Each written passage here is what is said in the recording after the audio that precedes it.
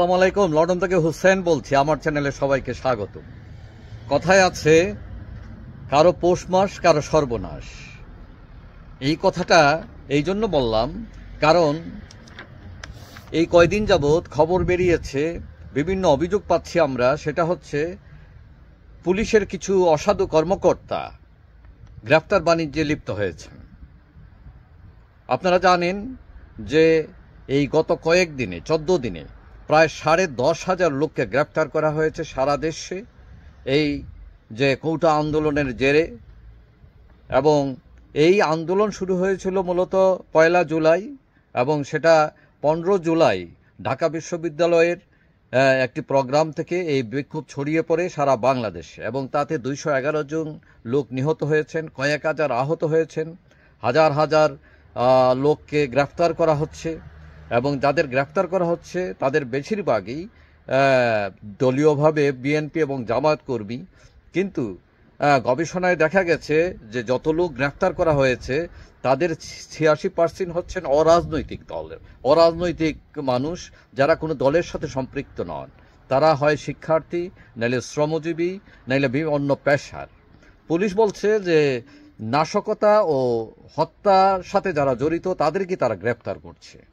কিন্তু দেখা গেছে, আমরা বিভিন্ন জায়গায় অভিযোগ পেয়েছি যে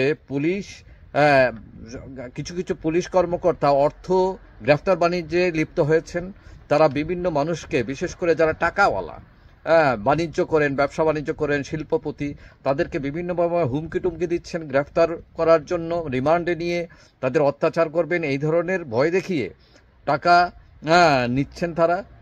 যেমন আমরা একটা অভিযোগ পেয়েছি যে সাভারের বিএনপি নেতা যিনি পালিয়েছেন, তিনি বলছেন যে তিনি আগে পুলিশকে টাকা দিলেন প্রতি মাসে মাসে, কিন্তু এই ঘটনার পর তিনি পালিয়ে গেছেন। কিন্তু তার বাসায় গিয়ে তারা তার ফার্নিচার, তার টেলিভিশন, তার ফ্রিজ সব ভেঙে ফেলছে, এবং তার বাড়িতে যে টাকা পয়সা ছিল, স্বর্ণালঙ্কার ছিল, সেগুলো লোড করে নিয়ে যায় পুলিশ। এইদিকে আমরা আজকে আর একটা অভিযোগ পেয়েছি যে সিলেটের একজন ব্যবসায়ী, যার চা বাগানেও একটা শেয়ার রয়েছে, মোটামুটি টাকা লোক, তাকে হঠাৎ করে পুলিশ গিয়ে হাজির হয়েছে, এবং তিনি কোনো রাজনৈতিক দলের সাথে সম্পৃক্ত না। তাকে নিয়ে গেছে থানায়, নিয়ে তাকে ভয় দেখিয়েছে যে তাকে মামলা দেবে, জেলে ঢুকাবে, রিমান্ডে নেবে, এবং ভয় দেখিয়ে তার কাছ থেকে অনেক টাকা আদায় করে পরে তাকে ছেড়ে দেয়। তো পুলিশ এইসব যে অভিযোগ, তারা যদিও অস্বীকার করছে, কিন্তু অনেকেই মনে করেন যে কিছু কিছু পুলিশ কর্মকর্তা, সবাই না, কিছু কিছু পুলিশ কর্মকর্তা এই ধরনের অনৈতিক কার্যে লিপ্ত হয়েছেন। এই যে এই পরিস্থিতির সুযোগ নিচ্ছেন, তারা টাকা বানানোর ধান্দা করছেন, এবং তাদের এই যে গ্রেফতার বাণিজ্য, এটা থেকে এমনকি আওয়ামী লীগের লোকও রেহাই পাচ্ছে না। আমরা এটাও অভিযোগ পেয়েছি যে আওয়ামী লীগের কিছু কিছু কর্মী আছেন যারা হয়তো ব্যবসা বাণিজ্য করেন, টাকা জমিয়েছেন, তাদেরকেও তারা টার্গেট করছে, এবং তাদেরকে থানায় নিয়ে অথবা থানায় নেওয়ার আগে বাসা বাড়িতে গিয়ে গ্রেফতারের ভয় দেখিয়ে তাদের কাছ থেকে চাঁদা আদায় করছেন। এখন এই বিষয়টা সমাজে আতঙ্ক ছড়িয়ে পড়ছে, বিশেষ করে যারা নিরীহ মানুষ।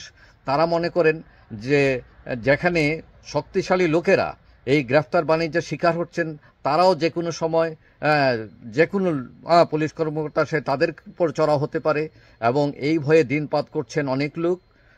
এটা সরকারের উচিত এটা তদন্ত করে ব্যবস্থা নেওয়া, না হয় এই যে আন্দোলন, এই যে অসন্তোষ, এটা আরো বড় আকারে, চরম আকার ধারণ করতে পারে বলে অনেকেই মনে করেন। যাই হোক, সবাই ভালো থাকবেন, আর যারা আমার চ্যানেল সাবস্ক্রাইব করেন না, ইচ্ছে করলে করতে পারেন, তাহলে পরবর্তী ভিডিও আপনার কাছে অটোমেটিক চলে যাবে। সবাই ভালো থাকবেন, আল্লাহ হাফিজ।